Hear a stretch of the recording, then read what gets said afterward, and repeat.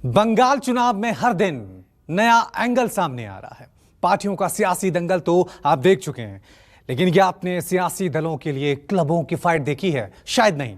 लेकिन बंगाल में कुछ ऐसा ही हो रहा है। यहां पर बीजेपी हो या टीएमसी या फिर लेफ्ट पार्टियां ही क्यों ना हो, सत्ता तक पहुंचने के लिए सभी इन क्लबों की मदद ले रहे हैं, या फिर यूं कहें कि क्लब ही सत्ता का खेल बनाने और बिगाड़ने का असली काम करते हैं।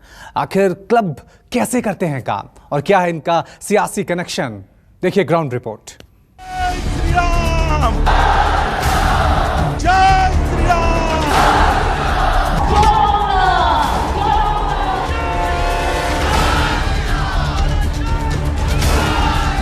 भारत माता की, भारत माता की। আমি রয়্যাল বেঙ্গল টাইগার, আমি ছোটবেলা থেকেই লড়াই চাই করি। नरेंद्र मोदी को मौका दो, उत्तर बंगाल से ये राजनीतिक शिक्षा को हमेशा के लिए भारतीय जनता पार्टी समाप्त कर देगी। क्या सोचता है अमित शाह? अब देश संभालो, अब बंगाल का लॉ ऑर्डर संभालने का लिए नहीं है। मोदी मोदी मोदी, नरेंद्र मोदी स्वागत है। हर तरफ से ये आवाज है, टीएमसी का खेला शेष। ভোট পাওয়াটা মাথায় রাখবে, আর আমার কাছে কসম দিয়ে বলতে হবে, ওয়াদা করতে হবে, অঙ্গীকার করতে হবে, বিজেপি যাতে ভোট না পায়। आपकी जो ताकत आप मानती थी, वो मुस्लिम वोट बैंक भी आपके हाथ से निकल गया है।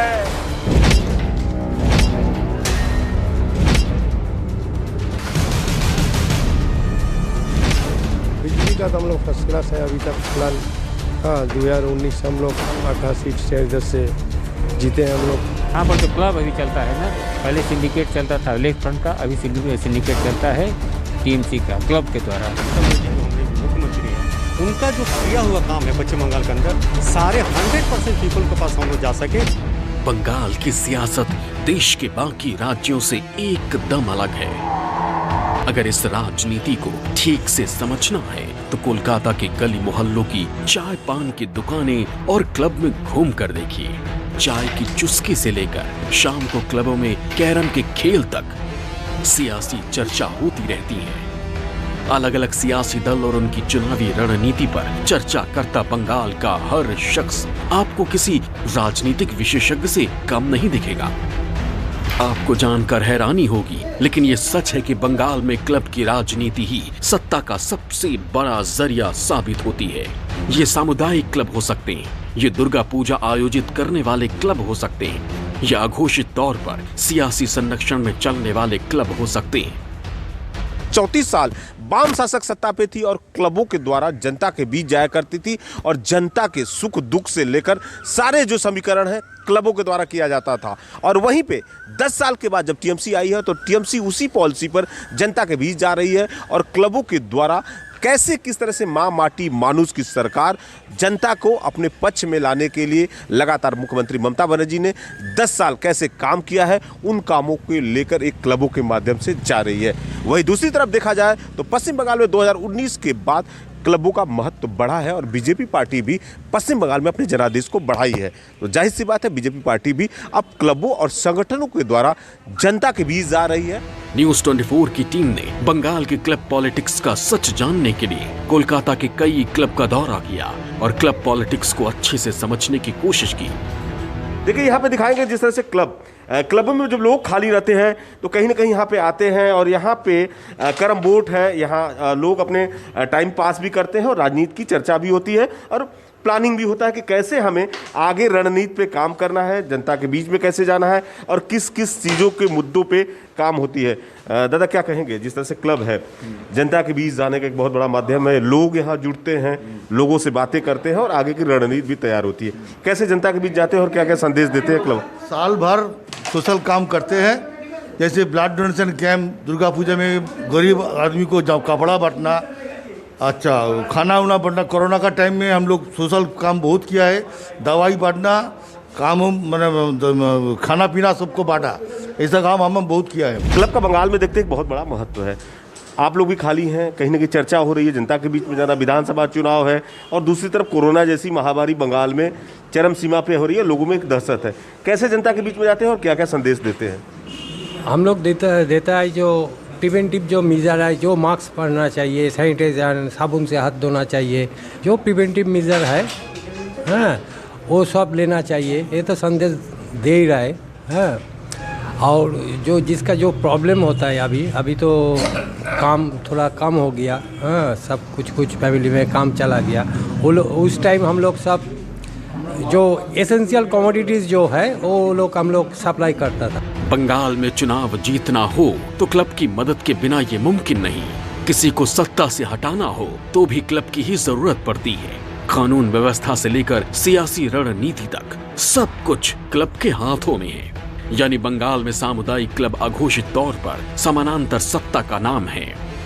हम देखते हैं कि बंगाल में क्लब का जाहिर सी बात है एक संगठन होता है और इस क्लब के द्वारा लोगों के बीच जाना, जनता के बीच जाना, क्या क्या कार्यक्रम होता है और कैसे कैसे आप लोग दीदी के जो काम किए हैं कैसे बताते हैं और कैसे संगठन को आगे मजबूत करते हैं? जैसे कि आपने कहा क्लब के माध्यम से रखिए, यदि हम तृणमूल कांग्रेस का बैनर लगा कर यदि काम करते हैं तो हम 100% लोगों को पास पहुंचने में हम लोग को असुविधा होती है, किंतु ये क्लब के माध्यम से जाने से 100% पीपल के पास हमारी जो सरकार है वर्तमान में माँ माटी मानुष की सरकार अर्थात ममता बनर्जी जो हमारी मुख्यमंत्री हैं, उनका जो किया हुआ काम है पश्चिम बंगाल के अंदर सारे 100% पीपल के पास हम लोग जा सके, इसलिए क्लब के माध्यम से या सोसाइटी के माध्यम से हम लोग के प्रत्येक आदमी के पास जाने की जो हम लोग का जो इच्छा हमारी ममता बनर्जी की है उसको हम लोग जन जन पहुँचाने का काम करते हैं। दुर्गा पूजा बहुत बड़ा एक प्रोग्राम रहता है, आप देख सकेंगे कहीं भी जितने भी पूजा उजा होता है, कहाँ का कौन मुख्यमंत्री या प्रधानमंत्री उसमें कितना इन्वॉल्व रहता है हमको मालूम नहीं, लेकिन ममता बनर्जी ऐसा एक नेत्री है तो पूजा के आगे से ही समझ लीजिए 1 महीना 2 महीने आगे से ही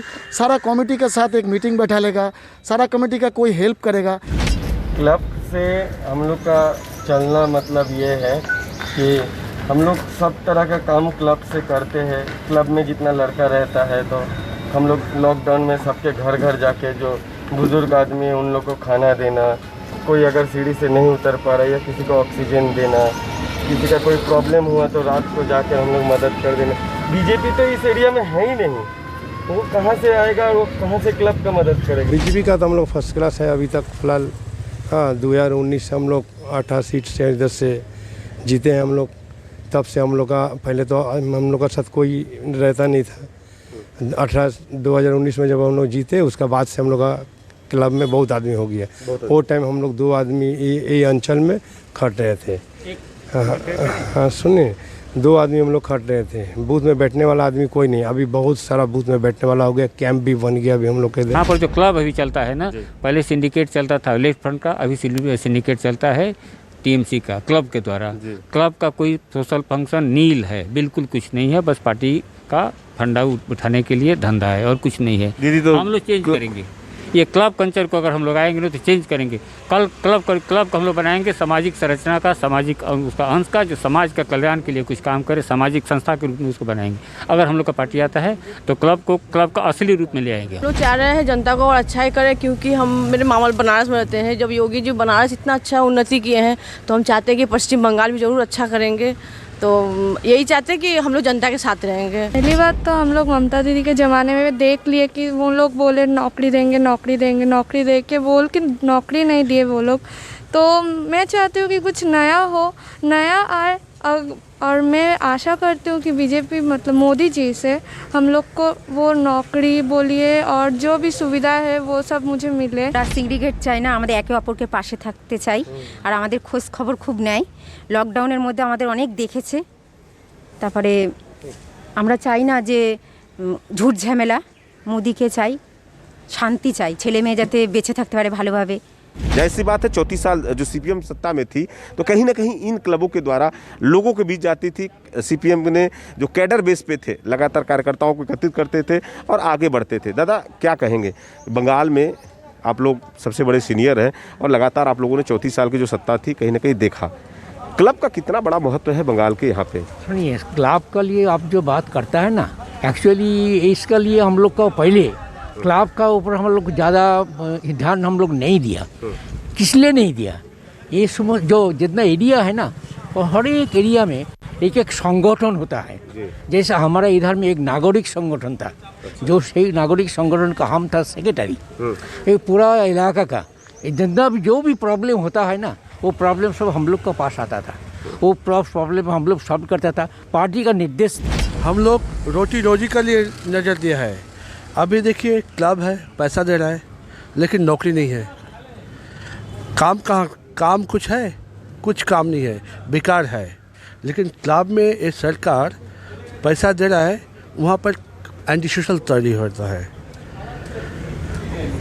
पैसा देता है, पूजा में पैसा देता है, तो क्या होता है, कुछ लोग दारू वूरू पी के पार्टी के लिए काम करता है। बंगाल की क्लब पॉलिटिक्स को समझने के लिए आपको ये जरूर जानना चाहिए कि आखिर इन क्लब का स्वरूप और आधार क्या है। राज्य में वार्ड स्तर पर क्लब स्थापित हैं। हर पार्टी अपने अपने क्लब बनाती है। वार्ड स्तर पर बने क्लब में 20 से 25 सदस्य होते हैं। लोगों की मदद के नाम पर सामुदायिक क्लब बनते हैं। क्लब के लोग इलाके की हर गतिविधि पर नजर रखते हैं। हर 2 से 3 किलोमीटर पर एक सामुदायिक क्लब होता है। सरकारी योजनाओं को लागू करवाने में सक्रिय भूमिका रहती है। सामुदायिक क्लब सियासी गतिविधियों में बढ़ चढ़कर हिस्सा लेता है। जिसकी सत्ता होती है वो पार्टी ज्यादा से ज्यादा क्लब बनाती है। 2 दलों के सामुदायिक क्लब के बीच हिंसक संघर्ष भी होते हैं। सामुदायिक क्लब यानी राजनीतिक दल की सबसे पहली यूनिट। साफ है, अगर बंगाल में राजनीति करनी है तो क्लब होना बेहद जरूरी है, क्योंकि इन क्लब की पहुंच आम लोगों तक होती है, जो राजनीतिक पार्टियों के वोट बैंक का काम करती है। शायद यही बात है कि टीएमसी और लेफ्ट के बाद बीजेपी भी अपना सियासी दायरा बढ़ाने के लिए क्लब पॉलिटिक्स में शामिल हो चुकी है। मनोज पांडे, न्यूज़ 24 कोलकाता। नमस्कार, मैं हूं मानक गुप्ता। अगर आपको हमारा ये वीडियो पसंद आया हो तो इसे लाइक और शेयर जरूर करें, और हाँ, हमें सब्सक्राइब और फॉलो करना ना भूलें, ताकि आप देश और दुनिया की कोई खबर मिस ना करें। चाहे कोई ब्रेकिंग न्यूज हो या कोरोना वायरस से जुड़ी कोई भी अपडेट, पॉलिटिक्स हो या आपकी जेब से जुड़ी कोई खबर, इलेक्शन की कोई न्यूज हो, कोई कंट्रोवर्सी हो या फिर कोई वायरल वीडियो, सब कुछ मिलेगा न्यूज़ 24 पर। तो जुड़े रहिए हमारे साथ और देखते रहिए न्यूज़ 24।